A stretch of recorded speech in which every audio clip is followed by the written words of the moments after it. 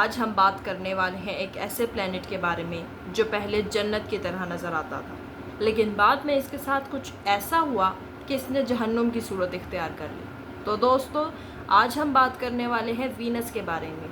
Venus के पास पहले वो सब कुछ था जो आज ज़मीन के पास मौजूद है, लेकिन इसके साथ कुछ इतना बुरा हुआ कि इसकी सारी चीज़ें छिन गईं और आज ये हमें कुछ ऐसा नज़र आता है।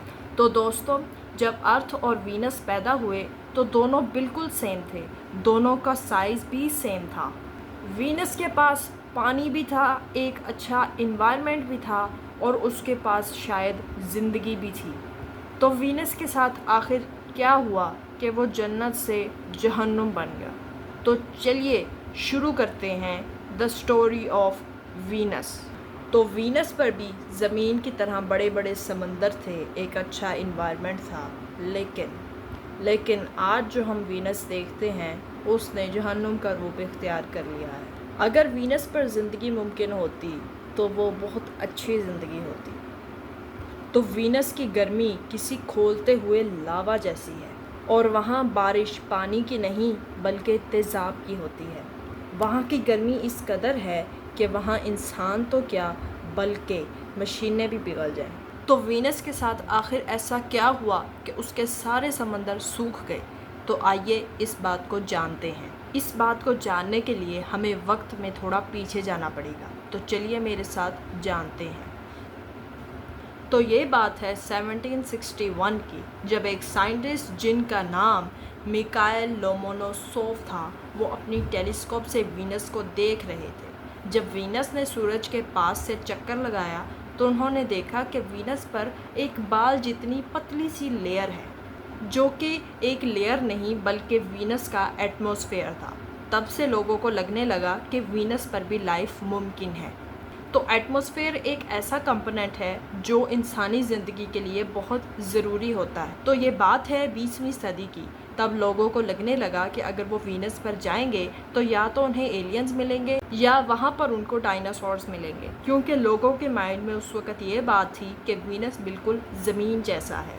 तो ये बात है 1962 की, जब वीनस पर पहला स्पेसक्राफ्ट भेजा जाना था, लेकिन ये स्पेसक्राफ्ट लॉन्चिंग के वक़्त ही फट गया, जिससे साइंटिस्ट को बहुत बड़ा धचका लगा, क्योंकि इस एक स्पेसक्राफ्ट की कीमत 18.5 मिलियन डॉलर्स थी, जो आज के ज़माने में 150 मिलियन डॉलर्स की अहमियत रखता है।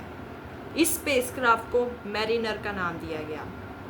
इस स्पेसक्राफ्ट के फटने के बाद साइंटिस्ट ने बहुत ज़्यादा कोशिश की और मैरिनर 2 को डेवलप किया। जब मैरिनर 2 वीनस के पास पहुंचा तो उसने बताया कि वीनस के पास तो कोई मैग्नेटिक फील्ड ही नहीं है, और अगर कोई मैग्नेटिक फील्ड है तो वो बहुत ज़्यादा कम है।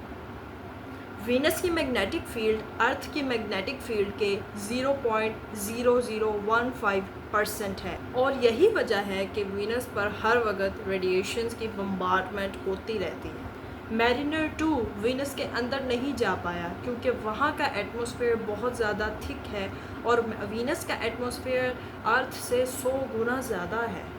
वीनस जितना टेम्परेचर किसी भी टेरेस्ट्रियल प्लैनेट के पास नहीं है।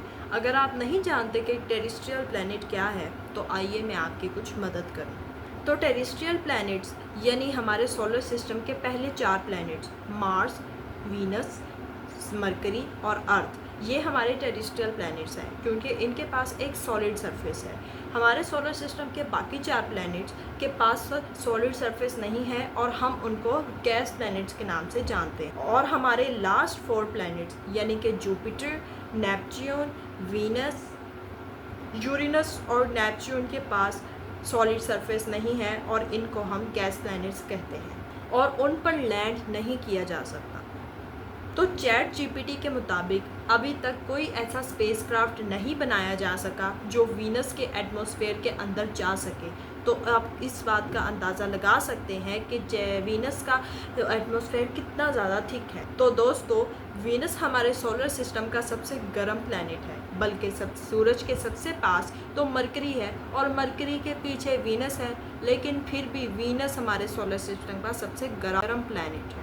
जहाँ मरकरी का टेम्परेचर दिन में 450 डिग्री सेल्सियस होता है, वहाँ वीनस का टेम्परेचर दिन में 500 डिग्री सेल्सियस प्लस तक पहुंच जाता है, जबकि मरकरी रात को ठंडा हो जाता है, लेकिन वीनस कभी भी ठंडा नहीं होता।